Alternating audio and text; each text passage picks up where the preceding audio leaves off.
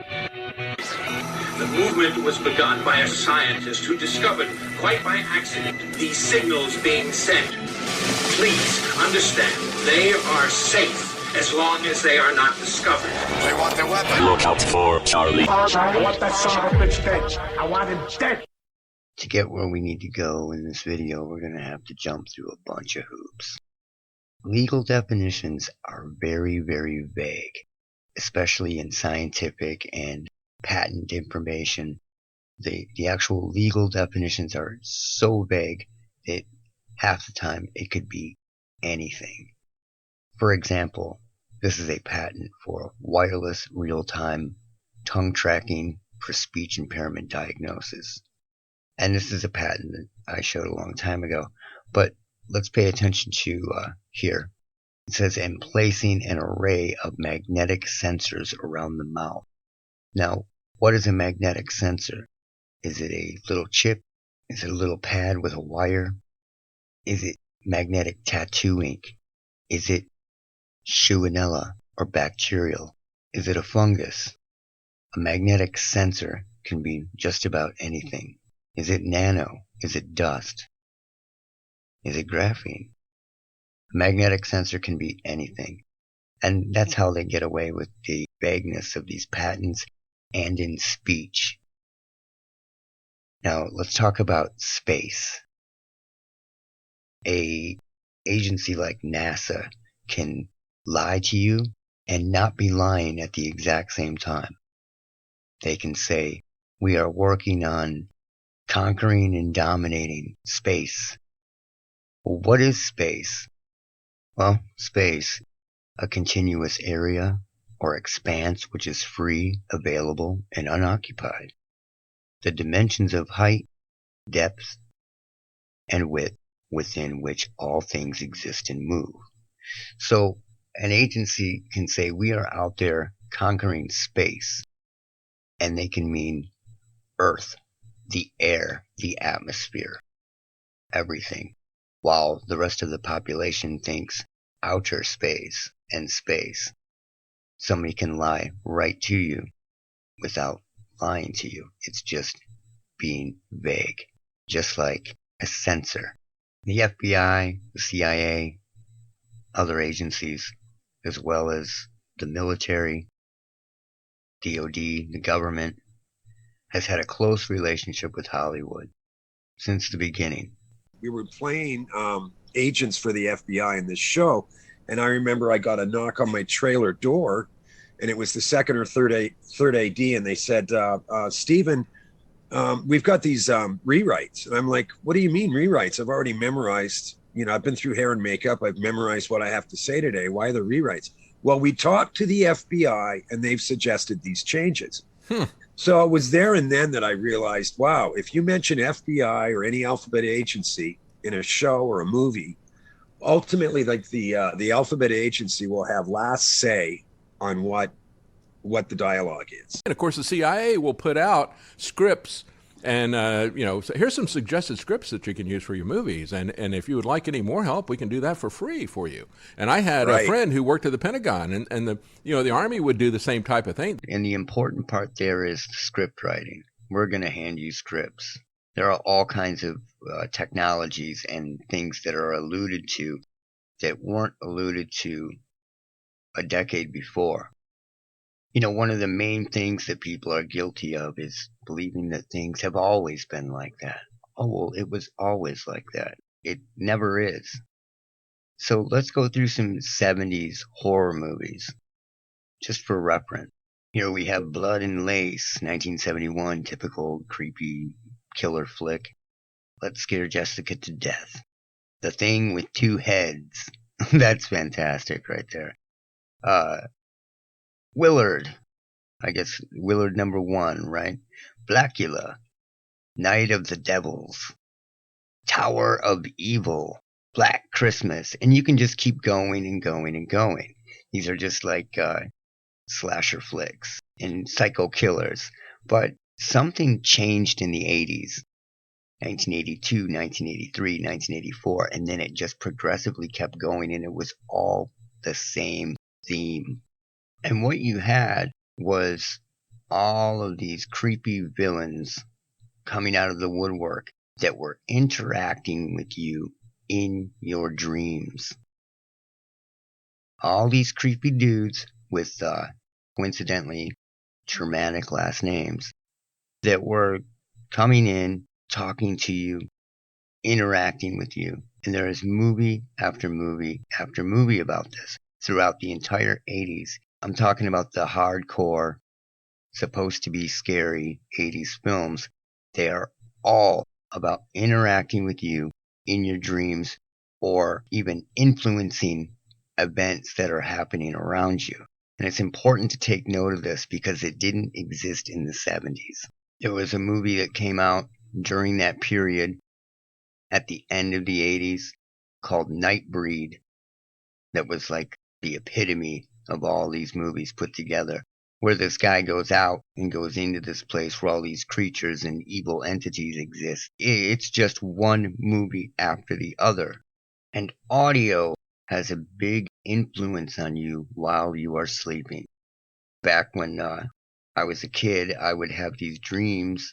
I would be dreaming of something and I would wake up and something would be going on the television that was influencing my dreams. One time I was sleeping and I was having a dream about jets, and I woke up and Top Gun was on cable. And it just goes to show how easily audio can influence your dreams. Now think about creating a Pavlov dog scenario where you psychically drive somebody every night to go through scenarios. What if you said a name and then the ring of a bell every night at 3 a.m.?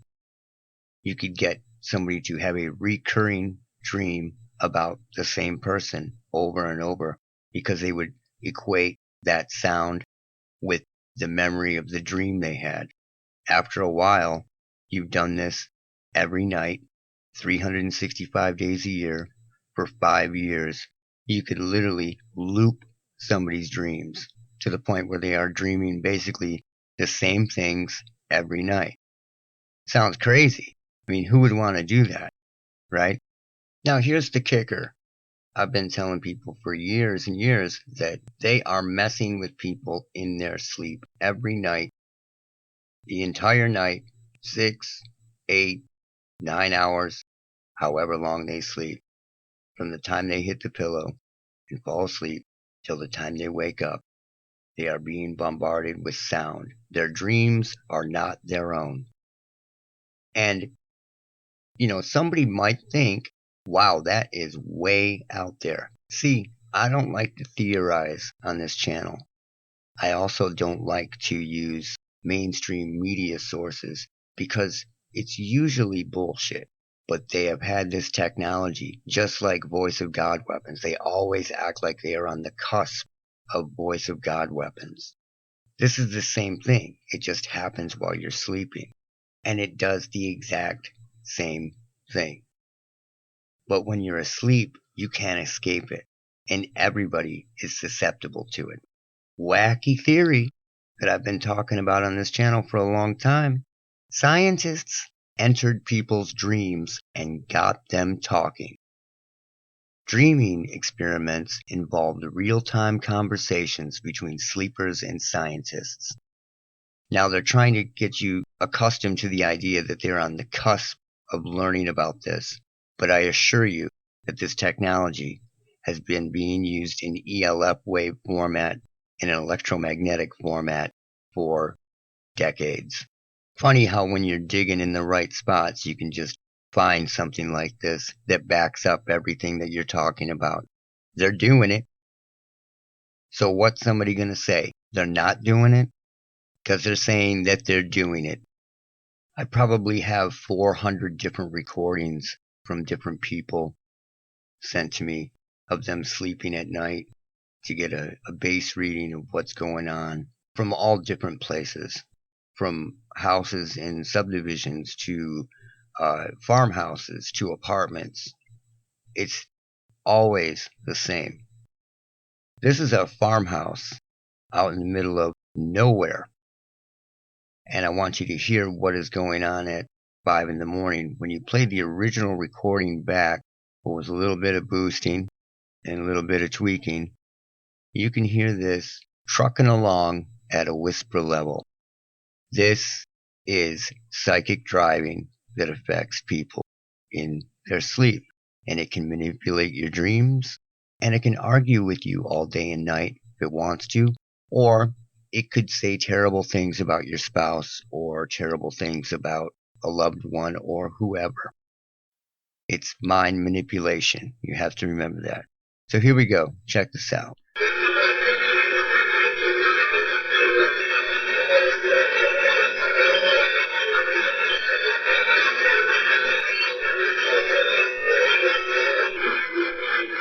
So, the same voices that I've heard 1,000 times in other recordings, in a farmhouse out in the middle of nowhere.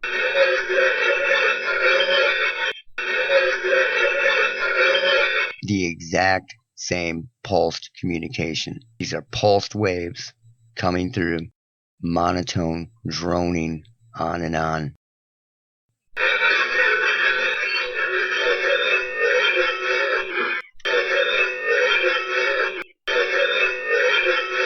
I'm just going to show you one more. This is from a house in the suburbs. Same kind of thing. Except it's more ELF based.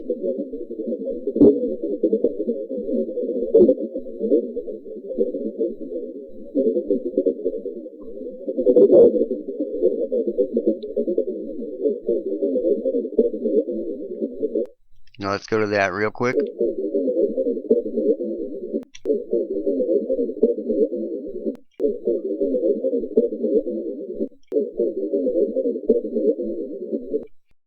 Voices. It's undeniable. So yes, this technology is affecting everybody in their sleep.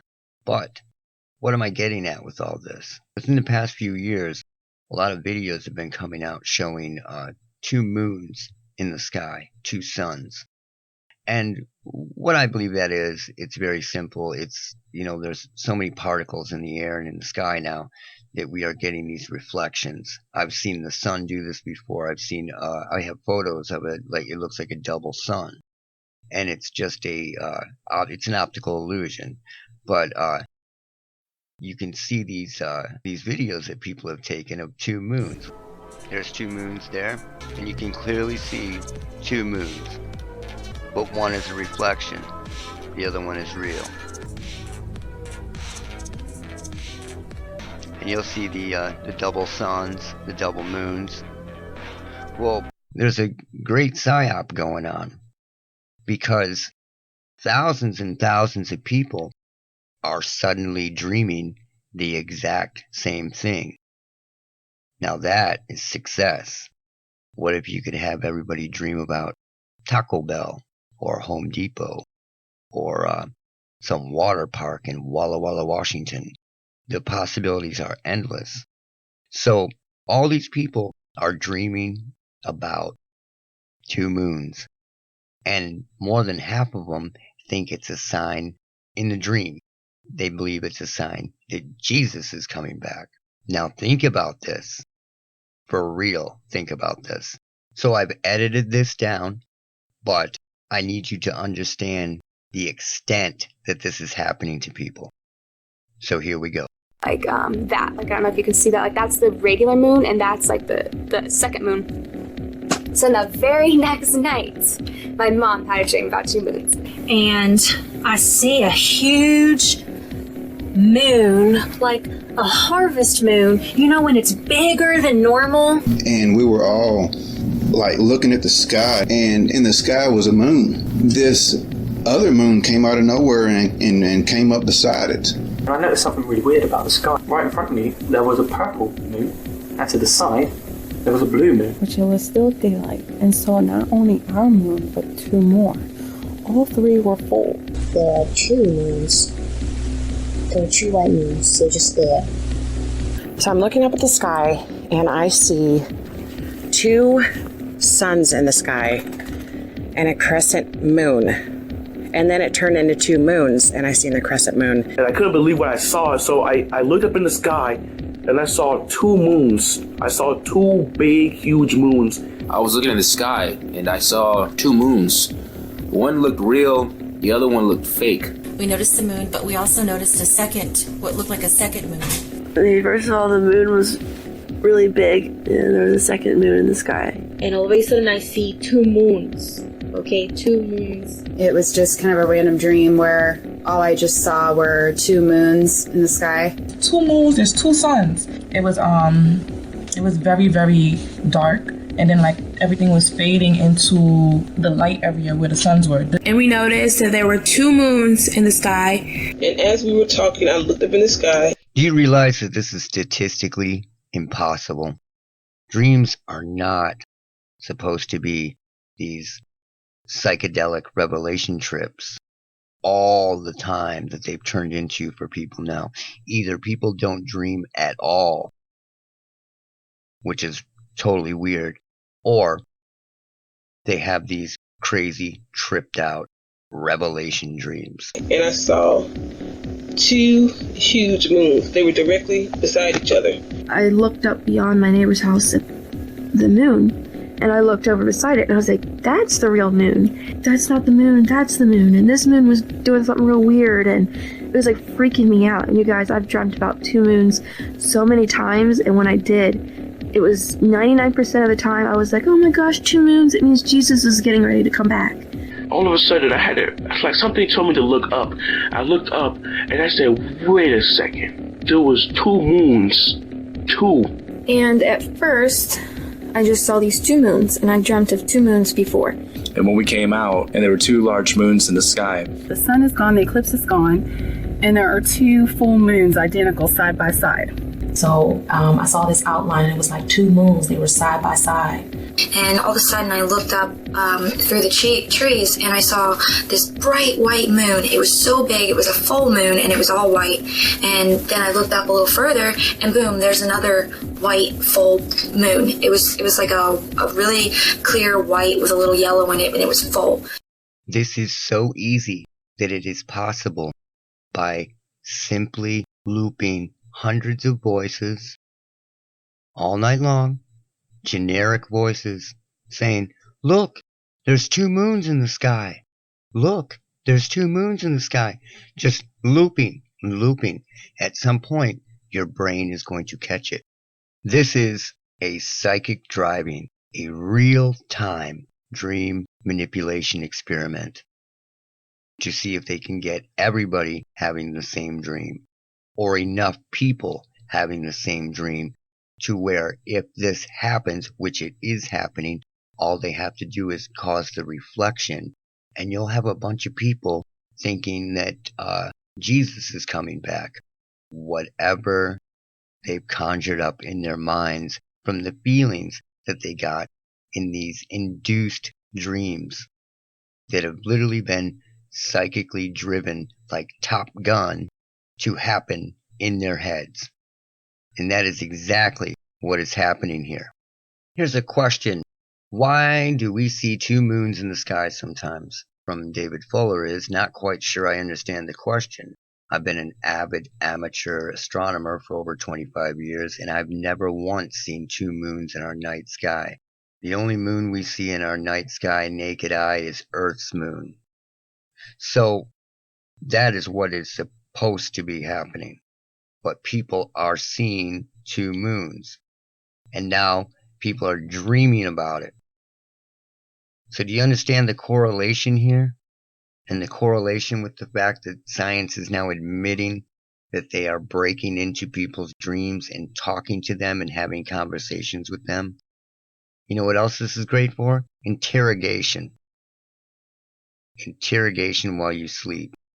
You name it, it can be done because you spend 6 to 12 hours sleeping every night.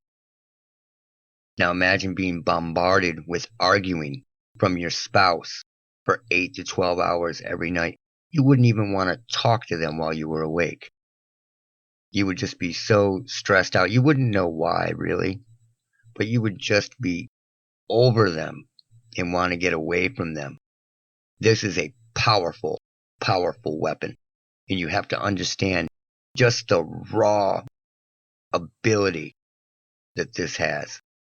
We've talked about this many, many times on this channel, but they hide this technology in the supernatural, in horror films, in all kinds of things, so that if it happens to somebody and somebody experiences it, just like Ghost Adventures or Ghost Hunters, you don't immediately think technology or something logical. You immediately think witch doctor, witches, ghosts, demons, ghoulies, whatever.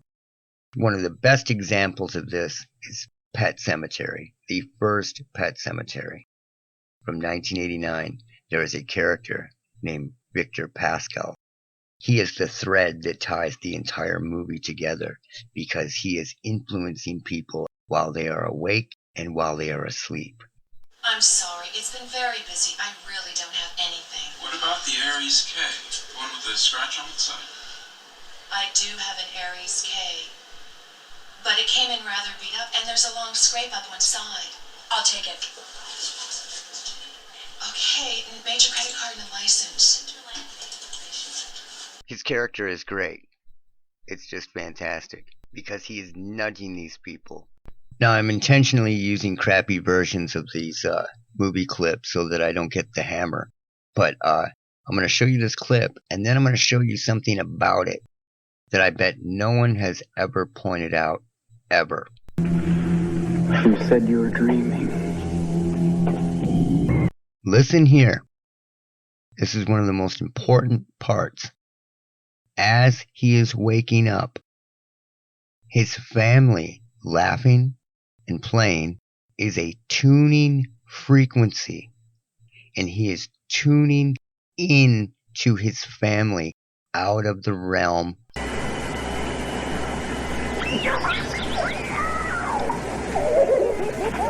Right?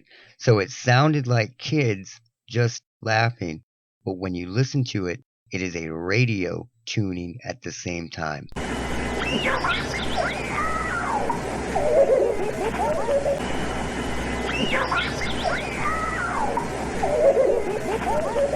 That is one of the most important parts of that movie, and it is completely hidden.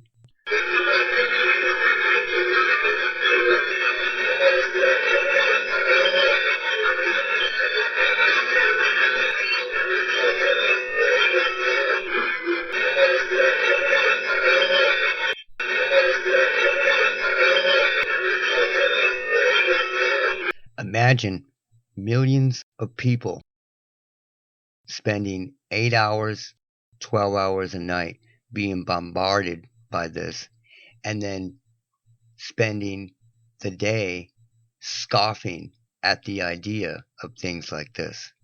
It's the perfect weapon. And that's it for now. Look out for Charlie. I don't like the world now. I mean, before I always knew I was a son of a bitch. But now I'm the only son of a bitch I know. Hey, make way for a real human being. Get out of the way, yeah.